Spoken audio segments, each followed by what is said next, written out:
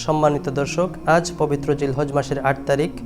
আগামীকাল ৯ জিলহজ ফজর থেকে নিয়ে ১৩ই জিলহজ আসর পর্যন্ত প্রত্যেক মুসল্লির জন্য প্রতি ফরজ নামাজের পর একবার তাকবীরে তাশরিক উচ্চস্বরে পড়া ওয়াজিব। আমরা আজকে এই ভিডিওতে তাকবীরে তাশরিক বিশুদ্ধভাবে শিখব ইনশাআল্লাহ। আমরা অনেকেই তাকবীরে তাশরিক জানি না, এই ভিডিওর মাধ্যমে আমরা তাকবীরে তাশরিক শিখব ইনশাআল্লাহ।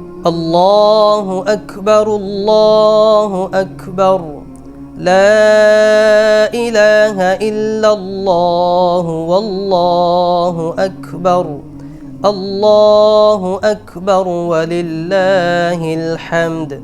আমি আবার বলছি, আল্লাহু আকবার, আল্লাহু আকবার, لا إله إلا الله والله أكبر الله أكبر ولله الحمد الله أكبر الله أكبر لا إله إلا الله والله أكبر الله أكبر ولله الحمد।